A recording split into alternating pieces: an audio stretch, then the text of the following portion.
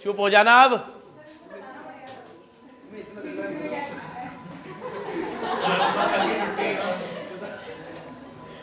कल हम लोगों ने सेक्शन 9 तक बात कर ली थी शायद, if I am not wrong. कहां तक? चेंजेस इन डेजिग्नेटेड पार्टनर तक बात कर ली थी। कहां तक बात कर ली थी?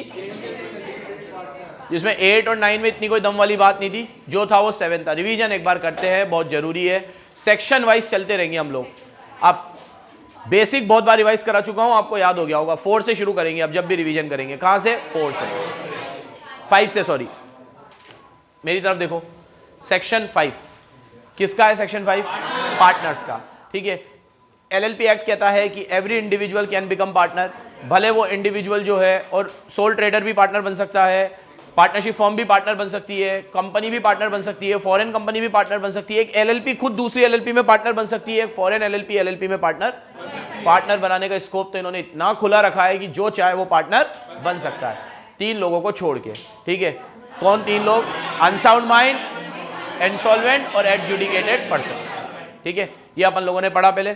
फिर सेक्शन 6 पढ़ा अपन लोगों ने। सेक्शन 6 के अंदर हम लोगों ने बात करी कि मिनिमम नंबर ऑफ पार्टनर्स, कि मिनिमम कौन कौन कितने लोग एलएलपी में पार्टनर होंगे, 2 लोग, और मैक्सिमम नो लिमिट।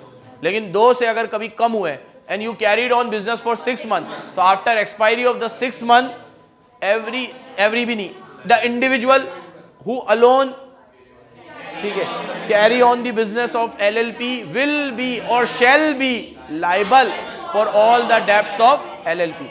अच्छा एक बात और सुनना, मतलब यहां पे ऐसा लिखा हुआ है ना कि भाई वो इंडिविजुअली लाइबल है, तो वो जब इंडिविजुअली लाइबल होगा उस समय भी एलएलपी तो पहले लाइबल रहेगी ही सही। मतलब जैसे अगर मान लो एलएलपी के ऊपर 20 करोड़ का कर्जा हो गया और एलएलपी के पास 40 करोड़ की एसेट भी है, तो 40 करोड़ में से वो 20 करोड़ चुकाए जाएंगे, उसकी पर्सनल एसेट में से नहीं, तो वो लाइबल हो जाएगा। ये बात ठीक है, इसमें लिखी हुई है। लेकिन जब इंसॉल्वेंसी का कानून लगता है, जब पैसे देने की बारी आती है, तो पहली लाइबिलिटी उसको, पहले एसेट एलएलपी की ही बेची जाती है। फर्स्ट चार्ज किसका होता है? एलएलपी की एसेट का। फिर सेकंड चार्ज किसका होता है? आपकी पर्सनल एसेट का। तो ऐसा नहीं है कि अगर आपकी लाइबिलिटी अनलिमिटेड हो गई तो डायरेक्ट आपकी एसेट बेच दी। एलएलपी का कर्जा पहले तो प्राइमा फेसी एलएलपी ही चुकाएगा, ये बात याद रखना। ये हम लोगों ने बात करी। फिर 7 में बात करी किसकी? Designated partner. प्लीज सामने देखना। डेजिग्नेटेड पार्टनर में आपको बताया कि कौन बनेगा डेजिग्नेटेड पार्टनर? Every individual.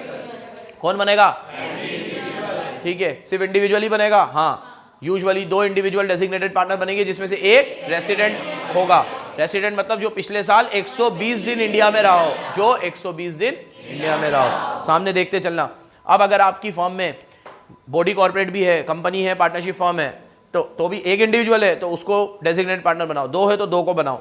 अब एक भी इंडिविजुअल नहीं है तो जो बॉडी कॉर्पोरेट है उनके नॉमिनी को क्या बनाओ? Designated partner. इस पूरे प्रोविजन से ये समझ में आता है कि डेजिग्नेटेड पार्टनर सिर्फ और सिर्फ नेचुरल पर्सन होगा, आर्टिफिशियल पर्सन सिर्फ और सिर्फ आर्टिफिशियल पर्सन। तो मैं, आप, हम लोग डेजिग्नेटेड पार्टनर बन सकते हैं, लेकिन एक कंपनी डेजिग्नेटेड पार्टनर उस कंपनी का कोई नुमाइंदा बन सकता है, नॉमिनी बन सकता है। ये भी हम लोगों ने कल बात कर ली 7 में। फिर 8 में हम लोगों ने बात करी कि कोई भी जो डेजिग्नेटेड पार्टनर है, ठीक है। अच्छा 7 में हमने ये भी बात करी कि जिसको भी डेजिग्नेटेड पार्टनर बनाओगे वो प्रायर कंसेंट देगा। फिर वो जो कंसेंट देगा, एलएलपी उसको रजिस्ट्रार को फाइल करेगी 30 डेज के अंदर अंदर। एलएलपी को डेजिग्नेटेड पार्टनर को टाइम टू टाइम चेंज कर सकते हो। डेजिग्नेटेड पार्टनर का जो चयन है वो आपको at the time of incorporation करना है, और फ्रॉम टाइम टू टाइम आप इसे चेंज भी कर सकते हो। ये भी बात हम लोगों ने कल करी। बराबर याद रखना एक एक चीज। इसके बाद 8 में बात करी जो भी डेजिग्नेटेड पार्टनर होगा वो एलएलपी के ऊपर जितनी भी लाइबिलिटी आती है वो सब किस पे आ जाएगी? जैसे रिटर्न फाइल करना, एनुअल स्टेटमेंट बनाना, ये करना, वो पेनल्टी सब जो एलएलपी पे लगती है वो किस पे लगेगी? Designated partner. 9 में पढ़ा आप डेजिग्नेटेड पार्टनर को जब चाहो चेंज कर सकते हो। और 10 से आज शुरू करना है हम लोगों को। 10 पेनल्टी का है, ये आपको याद रखनी है। अब क्या है ये 10? पेनल्टी का। पढ़ो। पेनल्टी में समझाने जैसा कुछ है ही नहीं। पेनल्टी तो पेनल्टी है बस। ये काम नहीं करोगे तो ये पेनल्टी है, ये काम नहीं करोगे तो ये पेनल्टी है। एक बार एक काम कर लेना आप लोग कि एक पेज पे सारी पेनल्टी लिख देना। इधर तो लिखनी है आपको, मेन कंपनीज एक्ट में लिख लेना। कंपनीज एक्ट में तो बहुत पेनल्टी आने वाली है। सेक्शन 2 से शुरू करेंगे, 148 पे खत्म करेंगे। इस दरमियान 150 सेक्शन पढ़ेंगे, कुछ ओमिटेड भी है। तो ऑन एन एवरेज मेरे आंकलन से 130 के आसपास सेक्शन है, ठीक है, कटे हुए हैं जो उनको हटाने के बाद 130 सेक्शन में 10, 12, 15 सेक्शन पेनल्टी के आएंगे।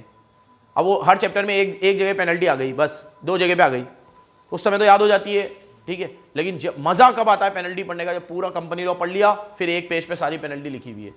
फिर उसको एक बार में लर्न कर लो, वो याद तब रहती है। उसमें भी मैं ये कहता हूँ कि 10,000, 20,000, 50,000 की पेनल्टी याद मत रखो, करोड़ों में जहाँ पेनल्टी है वो याद रख लो, उस पर क्वेश्चन बनते हैं। कंपनीज एक्ट में कुछ जगहों पे करोड़ों में पेनल्टी है कि ये काम अगर आपने गलत किया तो 1 करोड़ की पेनल्टी, 10 करोड़ की पेनल्टी, तो वो करोड़ों वाली पेनल्टी याद रख लेना आप, ठीक है। अब जैसे ये देखो, अगर एलएलपी के कोई इफ एलएलपी कॉन्ट्रावेंट सबसेक्शन 1 में, मतलब सबसेक्शन 1 किसका था, सेक्शन 7 का, सेक्शन 7 किसका है, डेजिग्नेटेड पार्टनर का। तो डेजिग्नेटेड पार्टनर में अगर आपने कॉन्ट्रावेंशन किया, मतलब आपने डेजिग्नेटेड पार्टनर बनाना चाहिए था, नहीं बनाया, या इंडिविजुअल को बनाना चाहिए था, इंडिविजुअल को नहीं बनाया, किसी और को बना दिया, या बनाया ही नहीं, या 2 बनाने चाहिए थे 2 नहीं बनाए, मतलब कोई भी डेजिग्नेटेड पार्टनर में आपने गड़बड़ी करी तो पेनल्टी कितनी है देखो, 2 से कम बनाने चाहिए थे, 2 बनाने चाहिए थे, नहीं बनाए, कम बना दिए, तो क्या पेनल्टी है, 10,000 रुपए की पेनल्टी है बस, ठीक है। तो मत बनाओ डेजिग्नेटेड पार्टनर, ये लो 10,000 रुपए फ्री, ठीक है। तो एवरी पार्टनर, तो ठीक है 3 पार्टनर है, तीनों दे देंगे 10,000 रुपए, क्या फर्क पड़ा इसमें।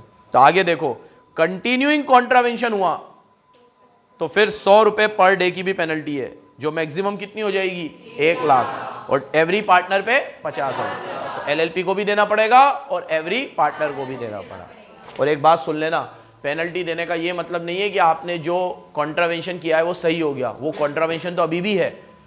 तो कोई अगर ये बोले कि भैया मेरे को, जैसे एक कंपनीज एक्ट में लिखा हुआ है कि अगर आपकी पेड अप कैपिटल 5 करोड़ से ज़्यादा है तो आपको अपनी कंपनी में एक सीएस रखना पड़ेगा, कंपनी सेक्रेटरी रखना पड़ेगा, सीएस रखना पड़ेगा, ठीक है। नहीं रखा तो 25,000 की पेनल्टी है। तो मैंने सोचा कि 25,000 की पेनल्टी ले लो, नहीं रख रहा सीएस, अभी सीएस रखूंगा तो उसका पैकेज 7-8 लाख रुपए का होगा, तो 8 लाख रुपए सीएस को देने से अच्छा 25,000 की पेनल्टी पकड़ो, ये लो 25,000 रुपए, नहीं रख रहा सीएस, अगले साल फिर लो 25, लो 50 लो। ऐसा नहीं होता, आपने 25,000 की पेनल्टी दे दी, अभी भी सीएस तो रखना ही पड़ेगा, आप अभी भी कॉन्ट्रावेंशन में ही हो, पेनल्टी देने से कोई कॉन्ट्रावेंशन सही नहीं हो जाता, ठीक है, ये याद रखना। चलो, अब अगर एलएलपी कॉन्ट्रावेन करती है सबसेक्शन 4 का, सबसेक्शन 4 किसका था, पेड टर्न करो, रजिस्ट्रार को फाइल करने का। सबसेक्शन 1 किसका था, डेजिग्नेटेड पार्टनर बनाने का। सबसेक्शन 4 किसका था, रजिस्ट्रार को फाइल करने का।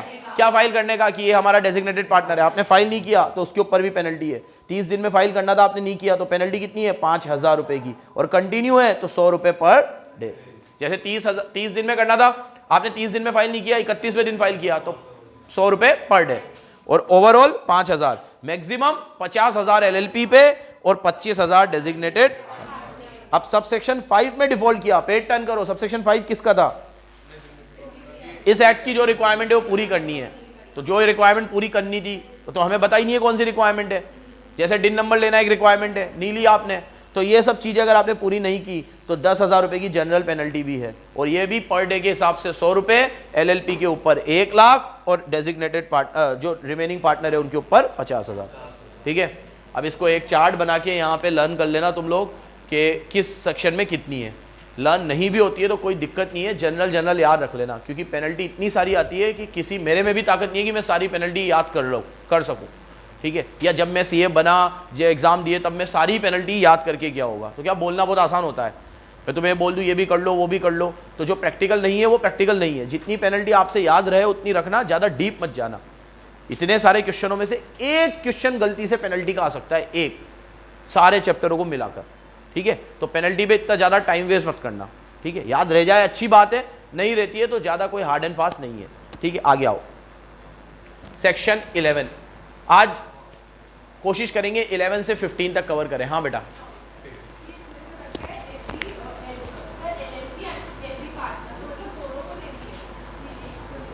दोनों को, एलएलपी को भी देनी है और पार्टनर को। एंड लिखा हुआ है ना बीच में, और थोड़ी लिखा हुआ है।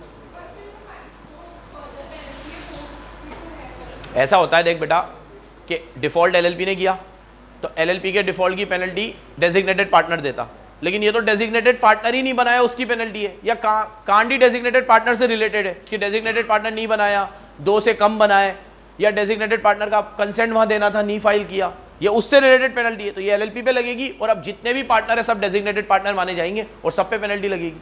रूल ये होता है कि एलएलपी पे जो पेनल्टी लगती है वो किस पे लगती है, डेजिग्नेटेड। लेकिन ये सेक्शन किसके डिफॉल्ट का है, डेजिग्नेटेड पार्टनर। एक बार मैंने डेजिग्नेटेड पार्टनर बराबर चूज कर लिया होता तो अब एलएलपी पे जो भी लगता वो सिर्फ डेजिग्नेटेड पे लगता, सब बच जाते। यहाँ पे अब आपने डेजिग्नेटेड को चुनने में ही गलती कर दी है, तो अब तो आपको सबको ही बियर करना पड़ेगा। ठीक है, कि इट्स जस्ट लाइक कि अगर आपकी क्लास में कोई मैंने मॉनिटर या सीआर बनाया होता तो कुछ भी गलत चीज होती तो मैं उसको अकाउंटेबल या रिस्पॉन्सिबल ठहरा देता कि भाई तेरे होते हुए क्लास में ये चीज कैसे हो गई, मैंने तेरे को कहा था ध्यान रखना। अब कुछ बनाया ही नहीं है तो सबके सभी लाइबल है, मैं सबको ही चिल्लाऊंगा। ठीक है, तो आपने डेजिग्नेटेड पार्टनर बनाने में ही गलती कर दी है, तो अब सारे के सारे पार्टनर को पेनल्टी बियर करनी पड़ रही है। और डेजिग्नेटेड पार्टनर होता तो फिर सिर्फ डेजिग्नेटेड पार्टनर पे पेनल्टी लगती, सारे पार्टनर पे नहीं लगती। और एलएलपी पे तो लगती ही लगती, क्योंकि वो जो डिफॉल्ट एलएलपी ने किया है उसकी खामियाजा एलएलपी को, और एलएलपी में आप पार्टनर हो तो वो खामियाजा आपको भी भुगतना पड़ेगा। तो एज अ फर्म भी पेनल्टी देनी पड़ती है, एज अ इंडिविजुअल भी पेनल्टी देनी पड़ती है। ठीक है, आगे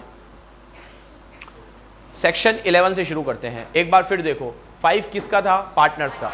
6 किसका था? मिनिमम और maximum partner. 7 designated partner. 8 designated partner की लायबिलिटी। 9 डेजिग्नेटेड पार्टनर का चेंज। 10 डेजिग्नेटेड पार्टनर की पेनल्टी, मतलब अगर नहीं बनाया तो उसकी पेनल्टी। तो ये सब सेक्शन किसके चल रहे थे? Designated partner. 11 से शुरू करते हैं, मेरी तरफ देखो। आज मैं आपको 11, 12, 13, 14, 15 पढ़ाऊंगा, फिर अपन लोग रीड करेंगे। पहले पूरी स्टोरी समझ लो, एक साथ के सेक्शन है 11, 12, 13, 14, 15। मेरी तरफ देखो, 11 है इनकॉर्पोरेशन डॉक्यूमेंट का, किसका है? 12 है आरसी मिलने का, रजिस्ट्रेशन सर्टिफिकेट का, किसका है? 13 है रजिस्टर्ड ऑफिस का, किसका है? 14 है इफेक्ट ऑफ रजिस्ट्रेशन का, किसका है? 15 है नेम का, किसका है? बोलो क्या क्या थे? 11 किसका है? 12 किसका है? RC registration certificate. 13 registered office का। 14 इफेक्ट ऑफ रजिस्ट्रेशन। 15 नेम का। शुरू करें, चलो मेरी तरफ देखो। पहला 11 इनकॉर्पोरेशन डॉक्यूमेंट। जैसे ही एलएलपी स्टार्ट होती है, आपने सोच लिया कि अब एलएलपी बनानी है, मिनिमम 2 लोग होने चाहिए, मिल गए मिनिमम 2, 4 हो गए टोटल। 2 को डेजिग्नेटेड पार्टनर बनाना है, वो भी डिसाइड कर लिया, ये और ये होंगे। एक रेसिडेंट होना चाहिए, सब कुछ हो गया। 4 लोग मिल गए, डेजिग्नेटेड भी मिल गए। अब स्टार्ट करना है प्रोसेस।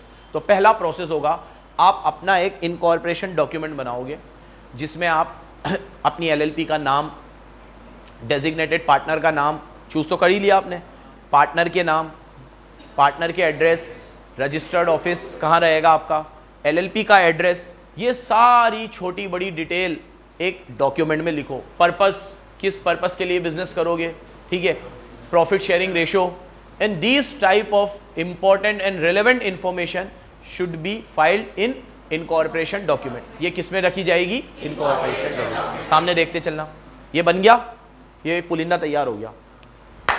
अब जाओ किसी सीए के पास, सीएस के पास, एडवोकेट या लॉयर के पास, उससे साइन कराओ इस पे। वो इस बात का डिक्लेरेशन देगा कि आपने जितनी भी एक्ट की फॉर्मेलिटी है वो पूरी करी है, वो डिक्लेरेशन देगा। फिर उस पर डेजिग्नेटेड पार्टनर के भी साइन होंगे, तो डेजिग्नेटेड पार्टनर भी डिक्लेरेशन देगा कि जो चीज़ मुझे करनी चाहिए थी वो मैंने करी है। All the requirement of this act has been complied, सारी चीज़ हमने कंप्लाई करी है। ये पुलिंदा तैयार हो गया, सीए वगैरह के साइन हो गए। अब ये पूरा पुलिंदा आप आरओसी को, रजिस्ट्रार ऑफ कंपनी को या रजिस्ट्रार ऑफ फर्म को फाइल कर दो। कुछ कुछ जगहों पे रजिस्ट्रार ऑफ फर्म अलग नहीं होता, तो रजिस्ट्रार ऑफ कंपनी को ही फाइल कर देते हैं। ठीक है, रजिस्ट्रार ऑफ कंपनी तो होगा ही होगा हर जगह, लेकिन ये क्या एलएलपी नया एक्ट है ना, 2009 में आया, तो इसके ऑफिसेस पूरी तरीके से सेटअप नहीं हुए कि हर जगह पे आपको एक ऑफिस मिल ही जाएगा एलएलपी का। जहाँ स्कोप कम होता है वहाँ एलएलपी के ऑफिस भी नहीं होते। अब जैसे मान लो कि अगर कोई कोटा है, छोटी सिटी है, 10-15 एलएलपी होंगी, ज़्यादा नहीं है पूरे कोटा में, तो बोला कहा 10-15 के लिए एक ऑफिस सेटअप करे, तो जो भी डॉक्यूमेंट है वो रजिस्ट्रार ऑफ कंपनी को ही फाइल कर दो, आरओसी को फाइल कर दो, तो वो दे देगा, देख लेगा, एक ही होते हैं। तो आप तो यूज़ करना वर्ड रजिस्ट्रार को फाइल करना है, कंपनी का या फर्म का मत लिखना, रजिस्ट्रार को फाइल करना है। किसको फाइल करना है? जब कंपनी पढ़ाऊंगा तो वहाँ तो बराबर यही लिखना, आरओसी को फाइल करना है, registrar of company. Registrar of company तो हर जगह मिलेगा आपको, लेकिन ये हर जगह मिले जरूरी नहीं है, स्कोप कम है अभी इसका। खैर, इनकॉर्पोरेशन डॉक्यूमेंट बन गया, साइन वाइन हो गए, डिक्लेरेशन दे दी, किसको फाइल करो? रजिस्ट्रार। ये सारी बातें सेक्शन 11 में लिखी हुई है। किस में लिखी हुई है? 12 में लिखा हुआ है कि ये जितने भी डॉक्यूमेंट तुमने फाइल किए, अगर इनमें कोई तरह का डिफॉल्ट नहीं हुआ है, कोई भी फॉल्स या मिसलीडिंग इंफॉर्मेशन नहीं है, और रजिस्ट्रार आपके डॉक्यूमेंट से पूरी तरीके से सेटिस्फाइड हो जाता है, तो 14 दिन के अंदर अंदर वो आपको आरसी दे देगा। With in 14 days, with in क्या दे देगा वो आपको? आरसी मतलब रजिस्ट्रेशन सर्टिफिकेट। क्या दे देगा? ये रजिस्ट्रेशन सर्टिफिकेट इस बात का कंक्लूसिव एविडेंस होगा कि आपकी एलएलपी रजिस्टर हो चुकी है। क्या होगा? कि आपकी एलएलपी रजिस्टर हो चुकी है। ठीक है, थोड़ा नए बच्चों को कंक्लूसिव एविडेंस और प्राइमा फेसी एविडेंस समझा देते हैं। एक होता है prima facie evidence. Prima facie evidence मतलब वो एविडेंस जिसको उसके ऊपर वाले एविडेंस से कमजोर किया जा सकता है। मतलब प्राइमा फेसी हिंदी में बोलते हैं प्रथम दृष्टि है। क्या? पहली बार देखने पर ऐसा लगा कि ये हुआ होगा। और कंक्लूसिव का हिंदी में मतलब ठोस सबूत, उसको डिनाय, प्राइमा फेसी को डिनाय कर सकते हैं, कंक्लूसिव को डिनाय। कंक्लूसिव मतलब एकदम ठोस सबूत।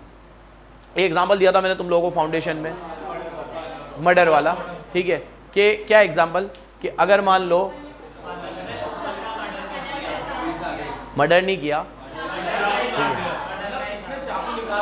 मतलब अगर मान लो कि एक मर्डर हुआ पड़ा है किसका, कोपल का, है ना, और पलक चाकू निकाल रही है, इतने में पुलिस आ जाती है, तो पुलिस प्राइमा फेसी यही समझेगी कि चाकू पलक के हाथ में है, वो मरी हुई पड़ी है, तो ये मर्डर किसने किया होगा? पलक ने। ये प्राइमा फेसी एविडेंस। जब उसकी छानबीन होगी, देखा जाएगा कि ये दोनों तो दोस्त थे, ये तो इसके घर पे आई थी, इसने तो देखा ऐसा हुआ है, चोर भाग गया था, तो इसकी हेल्प करने के लिए इसने चाकू निकाला, इस पे फिंगरप्रिंट दूसरे के भी है, इसके भी है, सीसीटीवी से दिखा कि एक जना कूदता हुआ भी दिखा है। ठीक है, तो वो कूदा है और ये बाद में आई है, सब कुछ देखकर पता चला नहीं भैया ये पलक ने नहीं किया है और किसी और ने किया। ये कंक्लूसिव एविडेंस है। ठीक है, तो प्राइमा फेसी एविडेंस मतलब जो पहली बार में दिख रहा है कि ऐसा हुआ होगा। कंक्लूसिव मतलब ठोस।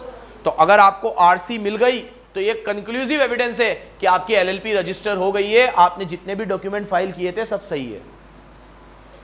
रोकना है तो आरसी मिलने से पहले रोक दो, तो रजिस्ट्रार रोक देगा, नहीं ये नेम गलत है, ये डेजिग्नेटेड पार्टनर ये किसको बना दिया तुमने, कौन है, लाओ सामने, इसका आईडी लाओ, आईडी कहाँ है, पैन कार्ड कहाँ है इसका, ये सब जो रोकना है रोक लो पहले। एक बार एलएलपी रजिस्टर हो गई तो कंक्लूसिव एविडेंस है कि I had filed all the documents and I have complied with all the formalities of the act, क्योंकि आपने मुझे आरसी अपने हाथों से दी है। बढ़ू आगे बढ़ू। 11 किसका है? Incorporation document. 12 किसका है? आरसी का। अब 13 मैं सारे एक साथ रीड करूंगा, पहले सुनते जाओ बराबर। 13 सामने सामने रजिस्टर्ड ऑफिस। जैसे ही आपकी एलएलपी खुल जाती है, इनकॉर्पोरेट हो गई, तो 30 डेज में आपको एक रजिस्टर्ड ऑफिस सेटअप करना है। रजिस्टर्ड ऑफिस सेटअप करना है। रजिस्टर्ड ऑफिस वो जगह होगी जहां पे आपको सारे डॉक्यूमेंट सर्व किए जाएंगे, कोई भी नोटिस होगा तो सर्व किया जाएगा, एलएलपी से कभी भी मिलना है तो रजिस्टर्ड ऑफिस में मिला जाएगा, और ये एक फिजिकल प्लेस होनी चाहिए, सिर्फ ऐसे पीओ बॉक्स नंबर ना हो, वहाँ वाकई में एक बंदा बैठा हो, एक फिजिकल प्लेस हो, और उस जगह को रजिस्टर ऑफिस कहा जाएगा। वो खोलना आपको मैंडेटरी है। क्या है? मतलब हमने ऐसा करा है आपको कि एलएलपी हमने ऑनलाइन सेटअप करवा दी आपकी पूरी, सारे डॉक्यूमेंट आपने इलेक्ट्रॉनिकली फाइल कर दिए, तो अब आप बोलो मैं बिजनेस भी इलेक्ट्रॉनिकली कर रहा हूँ घर से ही, तो फिर घर को रजिस्टर ऑफिस बनाओ। लेकिन रजिस्टर्ड ऑफिस एक जगह तो होनी ही चाहिए। ऐसा ना हो कि भैया कोई एलएलपी का रजिस्टर ऑफिस जो लिखा हुआ है उस जगह पे कुछ है ही नहीं, एग्जिस्ट ही नहीं करता, फिर आपकी आरसी चली जाएगी, इंक्वायरी बैठेगी आपके ऊपर, और चेकिंग के लिए कोई आ जाएगा तो दिक्कत होगी। अभी जीएसटी में क्या होता है, बहुत सारे लोग फर्जी फॉर्म क्रिएट कर देते हैं, माल खरीद लेते हैं, बिलिंग दिखा देते हैं, बहुत आसान है ये सब करना। मैंने ऑनलाइन पैसे डाल दिए जैद के अकाउंट में 2 लाख रुपए, दिख गया भैया कि जैद को मैंने परचेज करी है, सेल करी है ना, इसने ऑनलाइन इनपुट ले ली, इनपुट घुमा दी जीएसटी में, ठीक है, टैक्स का क्रेडिट ले लिया, सेल दिखा दी, परचेज दिखा दी फर्जी में, जबकि ऐसा कुछ है ही नहीं। और जीएसटी नंबर लेना भी बहुत आसान है, ले सकते हो आप, और इतनी सारी फॉर्म है, कितनी इंक्वायरी बैठेगी, कितनों को देखेंगे, तो बहुत धांधलियाँ जीएसटी में चल रही है। तो कभी कभी ये लोग क्या करते हैं, ड्राइव चलाते हैं। जो भी आपने जीएसटी लेते वक्त जो भी रेंट एग्रीमेंट डाला है, जो भी एड्रेस डाला है, उस एड्रेस पे जाते हैं लोग फिजिकली देखने कि कौन है यहाँ पे, कौन है जैद, क्या काम करता है तू, देखेंगे सब चीज़ें जाकर। फिर उसके बाद इंक्वायरी बैठते हैं अगर फर्जी निकलती है तो, और फिर उसके बाद पैनल प्रोविजंस होते हैं। ठीक है, तो यहाँ पे ऐसा नहीं होना चाहिए। जो भी रजिस्टर ऑफिस आप लिख रहे हो वो फिजिकल में मौजूद होना चाहिए। ठीक है, उसी पे आपको सारे डॉक्यूमेंट सर्व किए जाएंगे, वही आइडेंटिटी होगी आपकी। कभी भी आपको कोई नोटिस भेजना है या आप कोई नोटिस भेजोगे तो नीचे फॉर्म में भी आप अपने रजिस्टर ऑफिस का ही एड्रेस लिखोगे और 2 में भी हम लोग किसका लिखेंगे, रजिस्टर ऑफिस का एड्रेस, तो वो होना जरूरी है। ये कहाँ लिखा हुआ है, सेक्शन 13, सामने देखो 14, इफेक्ट ऑफ रजिस्ट्रेशन। क्या, जैसे ही आपकी एलएलपी खुल जाती है, जैसे ही आपकी एलएलपी खुल जाती है तो वो अब एक सेपरेट लीगल एंटिटी मानी जाएगी। क्या मानी जाएगी, मतलब वो अपने नाम से कोई भी कॉन्ट्रैक्ट को एग्जीक्यूट कर सकती है, अपने नाम से कोई भी इमूवेबल प्रॉपर्टी खरीद सकती है, इमूवेबल प्रॉपर्टी बेच सकती है, किसी पे केस कर सकती है, और कोई चाहे तो एलएलपी पे भी केस, उसको अपनी एक लीगल रिकॉग्निशन मिल गई। कब, कब, एलएलपी के रजिस्ट्रेशन के बाद। तो ये बात 14 में लिखी हुई है, इफेक्ट ऑफ रजिस्ट्रेशन। एक बार आप रजिस्टर हो गए तो आप बन गए सेपरेट, जिसकी आइडेंटिटी अपने पार्टनर से, आइडेंटिटी अपने पार्टनर से, एलएलपी कोई भी काम करेगी तो अपने नाम पे करेगी, उसका खुद का अपना नाम है, वो बिल्डिंग खरीदेगी तो वो एलएलपी की बिल्डिंग कहलाएगी, पार्टनर की बिल्डिंग। केस करेगी तो ऐसा कहलाएगा एलएलपी ने केस किया है, पार्टनर ने केस, मतलब उसे सेपरेट रिकॉग्निशन मिल जाएगी। क्या मिल जाएगी, ये 14 में लिखी हुई है। कहाँ लिखी हुई है, और अब लास्ट 15 में लिखा हुआ है कि एलएलपी को अपने नाम के आगे एलएलपी लिखना पड़ेगा, या तो शॉर्ट फॉर्म में एलएलपी या पूरा लिमिटेड लायबिलिटी पार्टनर, और जो भी आपका नाम होगा वो अनडिजायरेबल ना हो। क्या ना हो, और किसी और फॉर्म से आइडेंटिकल ना हो, उस फॉर्म को रिजेंबल ना करता हो। कहाँ से यार, अभी तो देना है, ऐड देना है, तेरा फोटो लगाऊं, लगाना है तुम्हारा फोटो पत्रिका में। हाँ, 10-10 हज़ार रुपये अंदर जमा करा देना। हाँ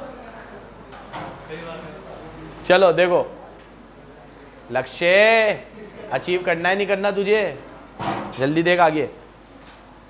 कहाँ था मैं, कहाँ था, क्या पढ़ा रहा था, नेम। तो नाम आपका जो है वो किसी और फॉर्म से आइडेंटिकल ना हो, किसी और फॉर्म को रिजेंबल ना करता हो। थोड़ा सुन लेना, ये फाउंडेशन में भी पढ़ रखा है आपने, जल्दी जल्दी सुन लेना। आइडेंटिकल ना हो, अभी मेरा नाम है रिलायंस इंडस्ट्रीज़, तो मैंने रिलायंस लिखा तो ये तो आइडेंटिकल ही हो गया। अब मैंने रिलायंस ऐसे लिखा, RELIANC, ई नहीं लगाया बस, तो बोलने वाला इसको भी रिलायंस ही बोलेगा, तो बोलेगा तुमने रिलायंस नाम से एलएलपी खोल ली है, तो ऑलरेडी खुली हुई है, वो तो रिलायंस है, ई वाली, मैं तो विदाउट ई हूँ, ब्रैकेट में लिखा हुआ भी है मैंने विदाउट ई। बोला एक दूंगा कान के नीचे, आप बेवकूफ़ बना रहा है ये, ठीक है। वो बिस्लेरी का ब्रांड आता है, बैसलेरी, ठीक है, एडिडास का बीबास, ये सब नाम क्या है, इनके ऊपर केस हो सकता है सालों के ऊपर कि इन्होंने ऐसा नाम खोल रखा है जो किसी और फॉर्म को रिजेंबल। तो मैं बता था मैंने कि अपन लोग कभी घूमने उमने जाते हैं और कोई गांव में अपन निकलते हैं, बीच में कोई गांव पड़ता है, तो वहाँ से मैंने आज तक जब भी पानी की बोतल खरीदी है वो बैसलेरी मिली है, बिस्लेरी तो मिली नहीं आज तक कभी, ठीक है। तो ये बैसलेरी वाले जो होते हैं ये हमेशा ऐसी जगहों पर अपनी प्रोडक्ट बेचते हैं जहाँ रिकॉग्निशन एकदम कम हो, नज़र में कम आए, और ऐसे लोग हो कि भैया जो यूज़ एंड थ्रो वाले पी के फेंक देंगे, इतना ध्यान कौन देगा, ठीक है। तो केस वेस होने का डर नहीं है। बाकी खुलेआम इस तरीके से फ्रॉड कर रहे हैं लोग, इस तरीके के नाम रिकॉग्नाइज ही नहीं है, क्योंकि बोला हुआ है एक्ट में कि आपका नाम ना तो आइडेंटिकल हो एकदम सिमिलर और ना उसे रिजेंबल करता हो।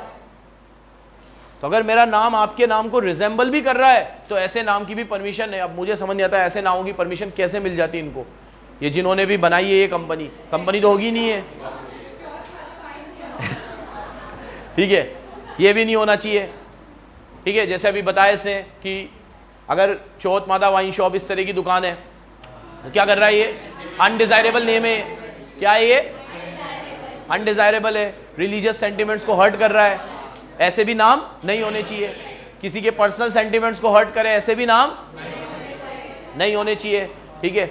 नाम को लेकर हमारे देश में पहले बहुत विवाद हो चुके हैं, ठीक है। एक गाना आया था मुन्नी बदनाम हुई, उसमें मुन्नी ने केस कर दिया था कि मेरे को क्लास में सब चिढ़ाते हैं मुन्नी बदनाम हुई, मुझे ऐसे गाने क्यों तुम लोग अलाउ करते हो। हाँ रियल में हुआ था, शीला ने केस कर दिया था शीला की जवानी पे, ठीक है। अब वो केस तो करा था, सुनो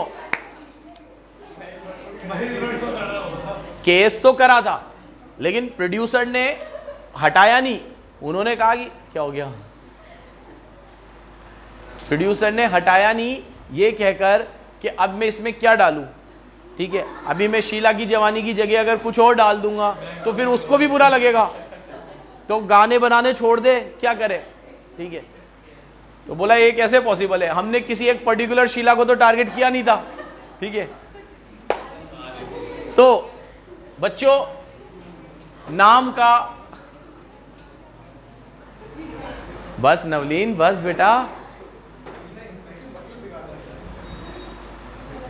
तो नाम का बहुत गहरा कनेक्शन होता है आपके काम से, इसलिए नाम अनडिजायरेबल ना हो, आइडेंटिकल ना हो और किसी और फॉर्म को रिजेंबल, ऐसा नाम आपको दिया जाएगा।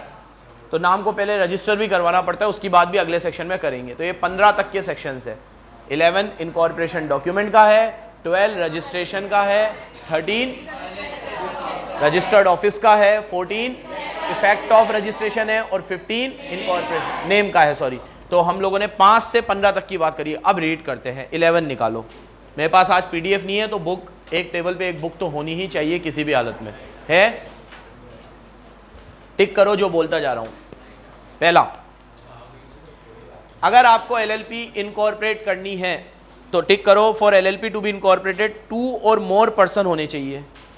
लॉफुल बिजनेस पे टिक करो, प्रॉफिट पे टिक करो, बस इतना ही टिक करना। जो बोल रहा हूं वही टिक करना, पूरी लाइन खींच देते हो बाउलों की तरफ। टिक करने का क्या मतलब हुआ, ठीक है?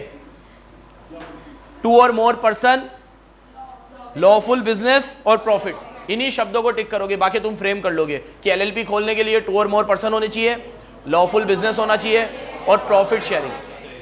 मतलब अगर मैं एलएलपी खोल रहा हूं समाज सेवा करने के लिए तो मैं एलएलपी, तो अगर क्वेश्चन आया कि 4 पर्सन्स हैव स्टार्टेड एलएलपी, ठीक है, और उनका काम जो है वो है गरीबों में कंबल बांटना, कि रोज शाम को 7 बजे निकलेंगे, कंबल बांट के रात को 11 बजे आएंगे, और चारों ने एक एक एरिया भी पकड़ रखा है, उसके लिए परचेजिंग भी करेंगे, बढ़िया जगह से कंबल खरीद के लाएंगे, एक को टास्क दिया है उसके लिए डोनेशन भी इकट्ठा करेंगे, इधर उधर जाएंगे, मांगेंगे, खुद का भी पैसा थोड़ा लगाएंगे, ऐसे करके बिजनेस करेंगे, और बढ़िया निकल गया तो फिर कोटा के बाहर भी कंबल बांटेंगे, ठीक है, और बढ़िया निकला तो पूरे इंडिया में कंबल बांटेंगे। और बड़े विजन के साथ, दूरदृष्टि सोच के साथ उन्होंने एलएलपी शुरू करी और वहाँ डॉक्यूमेंट दिया कि ये करेंगे हम, ठीक है। तो पहली ही बार में वो डॉक्यूमेंट वापस उनको दे दिया जाएगा और बोला जाएगा कुछ और खोलो। हाँ हाँ, ठीक है, कुछ और खोलो मतलब कोऑपरेटिव सोसाइटी खोलो, सेक्शन 8 कंपनी खोलो, क्या खोलो, जो चैरिटेबल पर्पस के लिए खुलती है। लेकिन एलएलपी खोलने की इजाजत, क्योंकि एलएलपी के लिए बिजनेस होना चाहिए और प्रॉफिट होना चाहिए। क्या होना चाहिए? और प्रॉफिट। अब इनकॉर्पोरेट डॉक्यूमेंट, देखो ये कितना पागल का बच्चा है, यहां देखो, ये पहले समझा रहा है इनकॉर्पोरेशन डॉक्यूमेंट को साइन वाइन करा लो, और नीचे समझा रहा है इनकॉर्पोरेशन डॉक्यूमेंट होता क्या है। तो पहले नीचे आओ, नीचे भी नहीं पीछे आओ, पीछे समझाया है व्हाट इज इनकॉर्पोरेशन डॉक्यूमेंट। देखो इनकॉर्पोरेशन डॉक्यूमेंट क्या होता है। एक तो ये मेरे 3 फेवरेट पी है, prescribe form, prescribe manner, prescribe fees. हर जगह चेप देना है। वो किस में होना चाहिए? प्रेस्क्राइब फॉर्म में। किस में होना चाहिए? प्रेस्क्राइब मैनर में। और क्या देनी है? Prescribe fees. अब क्या क्या होता है उसके अंदर देखो, name, business, address of registered office, name and address of person, name and address of designated partner and any other information जो जरूरी है। ये किस में होती है? पहले ये बताना चाहिए कि इनकॉर्पोरेशन डॉक्यूमेंट होता क्या है। अब फिर पीछे आओ, ठीक है। अब इनकॉर्पोरेशन डॉक्यूमेंट का क्या करना है ये देखो। इनकॉर्पोरेशन डॉक्यूमेंट, बी वाले पॉइंट पे पढ़ रहा हूं मैं, ए में मैंने छोड़ा था, बी पढ़ रहा हूं, बी।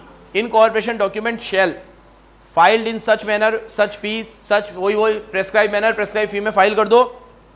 अब जो बोल रहा हूं टिक करना, रजिस्ट्रार पे टिक कर दो बस, कि रजिस्ट्रार को फाइल करना है, ठीक है। किसको फाइल करना है? और रजिस्टर्ड ऑफिस और स्टेट पे टिक कर लो, स्टेट और रजिस्टर्ड ऑफिस।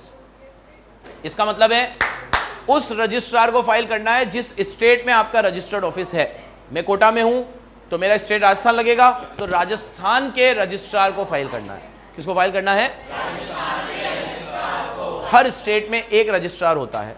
किसी स्टेट में अगर एलएलपी का स्कोप ज़्यादा हो तो 2-3 भी होते हैं, जैसे महाराष्ट्र में ज़्यादा भी होंगे क्योंकि वहाँ पे कंपनियाँ भी ज़्यादा है, एलएलपीज भी ज़्यादा है। ठीक है, तो उस जगह पे आपको इनकॉर्पोरेशन डॉक्यूमेंट फाइल करना है।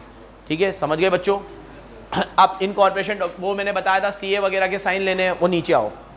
There shall be filed with incorporation document के साथ आपको एडवोकेट, सीएस और सीए और one of the subscriber, subscriber के आगे लिख दो डेजिग्नेटेड पार्टनर। इसका सब्सक्राइबर कौन होता है?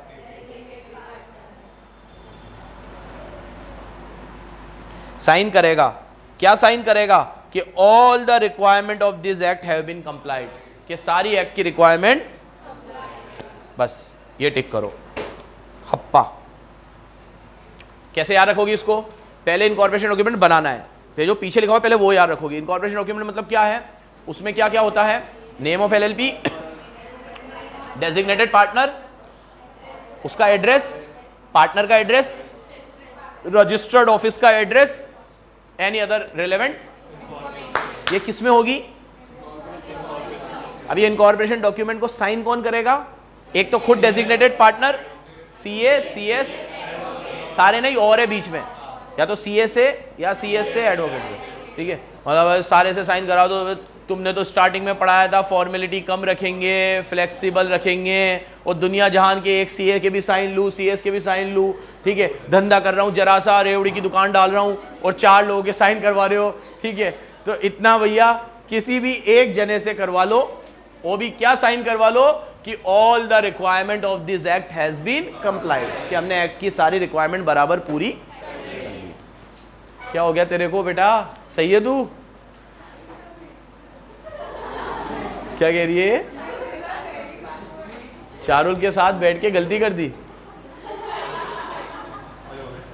अब ये इनकॉर्पोरेशन डॉक्यूमेंट को आपको फाइल करना है रजिस्ट्रार को। ठीक है, प्लीज बात मत करो। डिक्लेरेशन फॉर्म के साथ, डिक्लेरेशन क्या कि हमने एक्ट की सारी रिक्वायरमेंट कंप्लाई कर दी। अब देखो, ये इनकॉर्पोरेशन डॉक्यूमेंट में अगर आपने कुछ भी गलत लिखा है तो वो पेनल्टी इसी सेक्शन में दे रखी है, लास्ट में। पढ़ो। अब सब सेक्शन 1 पढ़ दिया मैंने, 2 पढ़ दिया, अब 3 पढ़ो। If person make any false information और does not believe it to be true, या तो गलत बात बोल रहे हो या आपको पता है सही नहीं है फिर भी बोल रहे हो, दोनों कवर है। तो आपको पता है गलती है। अब जैसे मैं सीए हूं और ये 4 लोग मेरे पास एलएलपी का डॉक्यूमेंट लेकर आए। इस एलएलपी के डॉक्यूमेंट में इन्होंने लिखा कि भैया हार्दिक ये है, इसका आधार कार्ड में ये एज है, इसका ये नाम है, फलाना एड्रेस है। अब मुझे पता है ये गलत है सब कुछ, तो मैं तो साइन ही ना करूं, या मुझे नहीं पता ये गलत है कि सही है, रैकलेसली मैंने साइन कर दी है, तो भी मैं लाइबल हूं। तो if you know that the given information is false और if you does not believe it to be true, दोनों में फर्क है। You know that the information is false and you does not believe it to be true, तो ऑब्लिक करके उसको रैकलेसली। रैकलेसली मतलब अपनी मर्जी से, बस पता नहीं है सही है गलत है और साइन कर दिए, तो आपके ऊपर 2 साल की जेल हो सकती है और 10,000 से 5 लाख तक का जुर्माना। 10,000 से और 2 साल की। ठीक है, बीच में एंड है, मतलब दोनों लगेंगे, जेल भी होगी और पेनल्टी भी होगी, फाइन भी लगेगा। क्या पढ़ाया मैंने तुम्हें? 11। अब 12 बड़ा सिंपल है। आपने इनकॉर्पोरेशन डॉक्यूमेंट फाइल किया, by default with in 14 days आपको आरसी मिल जाएगी। अगर सामने से कुछ नहीं आया ना कि ये वापस फाइल करो, ये वापस फाइल करो, ये गलत है, वो गलत है, तो समझ जाओ आपकी एलएलपी इनकॉर्पोरेट हो गई। कुछ गलत होगा तो अपने आप आ जाएगा, नहीं तो 14 दिन में खुशखबरी आएगी। ठीक है, कि एलएलपी हुआ है। ठीक है, क्या हुआ है? देखो, when the requirement of clause B and C of subsection 1, subsection 1 की B और C अगर आपने कंप्लाई कर ली, B और C मतलब वही डॉक्यूमेंट बना दिया, सब कुछ कर दिया, सब बराबर हो गया। Unless the requirement impose by A, जब तक कि आपने ए की रिक्वायरमेंट कंप्लाई नहीं की, he shall within 14 days register the incorporation document. कौन करेगा ये इनकॉर्पोरेशन डॉक्यूमेंट को रजिस्टर? रजिस्ट्रार। और क्या दे देगा आपको? सर्टिफिकेट दे देगा। क्या सर्टिफिकेट? क्या आपकी एलएलपी इनकॉर्पोरेट हो गई है। कितने दिन में? With in. बच्चों अनलेस वाली बात याद रखना, अनलेस अगर आपने क्लोज ए कंप्लाई नहीं किया। क्लोज ए में क्या था? इनकॉर्पोरेशन डॉक्यूमेंट को साइन नहीं करवाया, डिक्लेरेशन नहीं ली सीए की, या जो इंफॉर्मेशन देनी थी गलत सुलत दे दी, अनलेस अगर ऐसा नहीं हुआ तो फिर 14 दिन में आपको एलएलपी रजिस्टर कर दी जाएगी। ये काट दो, वो जो भी डॉक्यूमेंट आपने दिए हैं वो मान लेगा कि सही है।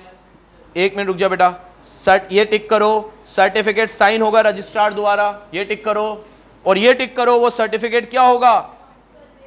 कंक्लूसिव एविडेंस होगा। क्या होगा? कि एलएलपी इनकॉर्पोरेट हो चुकी।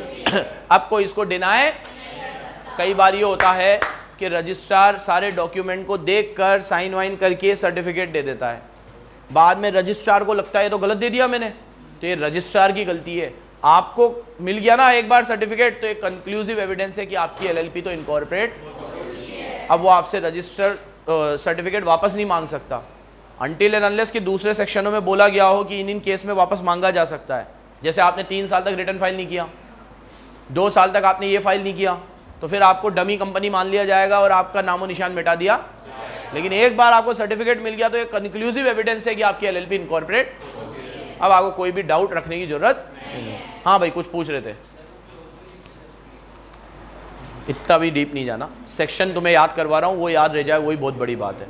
ठीक है चलो 13 ये पढ़ा दिया है, सिर्फ रीड कर रहे हैं हम लोग। अब रजिस्टर्ड ऑफिस, एवरी एलएलपी का रजिस्टर्ड ऑफिस होना चाहिए। एवरी एलएलपी पे टिक करो, रजिस्टर्ड ऑफिस पे टिक करो, बस। शैल हैव पे भी कर लो, चलो ठीक है। एवरी रजिस्टर्ड ऑफिस शैल है, अरे every LLP shall have registered office. Her LLP का क्या होना चाहिए? ठीक है चिन्नू। अब आगे देखो, रजिस्टर्ड ऑफिस होने से क्या फायदा होगा कि every document served on LLP partner, designated partner, sending it by post at the registered office. एक लाइन छोड़ के लिखा हुआ है, जो बोले वही वर्ड टिक करना। ठीक है, एक बार मैंने ये बुक दी है ना, ये किसकी बुक है ये ले लेना, अभी टिक कर लेना, कल तो पीडीएफ खुल ही जाएगा तो उसमें कर ही दूंगा मैं। ठीक है चलो देखो, अब टाइम नहीं है, वो पढ़ लो, आज भी खोल दो, फिर उसे तुम्हारी एस्टेस लाड़ में ही आ जाते हो। चलो अब एलएलपी में change the place of register office. आप चाहो तो रजिस्टर ऑफिस को क्या कर सकते हो? चेंज कर सकते हो। फिर पेनल्टी याद रखे तो रखना, नहीं रखा अगर रजिस्टर्ड ऑफिस तो 500 रुपए पर डे और मैक्सिमम 50,000, इतनी पेनल्टी आपके ऊपर। इफेक्ट ऑफ रजिस्ट्रेशन 14, एक बार एलएलपी खुल गई तो क्या इफेक्ट होगा? Sue, being sued, acquire, hold, immovable, tangible, intangible, common seal, doing and suffer other act which a body corporate can do. बता दिया ये क्या? ये इफेक्ट ऑफ रजिस्ट्रेशन। एक बार आपकी एलएलपी खुल गई तो वो सारे वो काम कर सकती है जो एक नॉर्मल कंपनी या नॉर्मल बंदा करता है। वो कोई इमूवेबल प्रॉपर्टी खरीद सकती है, बेच सकती है, स्यू कर सकती है, कोई उस पर स्यू कर सकता है, और it can carry on any other act which a normal person can do. ठीक है, नेम, हर एलएलपी को अपने नाम के आगे क्या लगाना पड़ेगा? एलएलपी, लिमिटेड लायबिलिटी, या शॉर्ट फॉर्म में एलएलपी भी। और एलएलपी का जो नाम है वो कैसा नहीं होना चाहिए? अनडिजायरेबल। अनडिजायरेबल में लिख लो तुम, किसी के रिलीजियस सेंटिमेंट को हर्ट करे, किसी के पर्सनल सेंटिमेंट्स को हर्ट करे। पर्सनल को तो कर सकता है खैर, कि पर्सनल तो कहाँ तक देखने जाएंगे। हाँ ठीक है, सोशली ऐसा ना हो, ऐसा अनडिजायरेबल, उसको क्या मानते हैं अपन? आपको बताया था शायद फाउंडेशन में, हमारे देश में नाम का भी एक कानून है, नेम एंड एम्बलेम्स एक्ट है। क्या है? कानून तो दुनिया जहान के बना रखे हमने, फॉलो करे या ना करे। ठीक है, तो एक कानून है जिसका नाम ही क्या है? Name and emblems act. वो कानून ये बताता है नाम कैसा होना चाहिए। तो उसमें बताया गया है कि अनडिजायरेबल का मतलब क्या है, कि अनडिजायरेबल मतलब किसी के रिलीजियस सेंटिमेंट्स, सोशल सेंटिमेंट्स, या कोई ऐसे जो अपने कल्चरल हेरिटेज या अपनी देश की आइडेंटिटी उसको बेंड कर रहा है, ऐसा नाम है, तो ऐसे नाम नहीं होने चाहिए, अनडिजायरेबल ना हो। अगला, आइडेंटिकल ना हो और किसी और नाम को क्या ना करे? रिजेंबल ना करे। आइडेंटिकल और रिजेंबल का मतलब समझ में आ गया? रिलायंस का रिलायंस ही खोल दिया आइडेंटिकल, रिलायंस में से ई हटा दिया, रिजेंबल। बिस्लेरी को बेस्लेरी कर दिया। ठीक है, ऐसे नहीं होना चाहिए। समझ में आया? धन्यवाद, बंद कर दो भाई।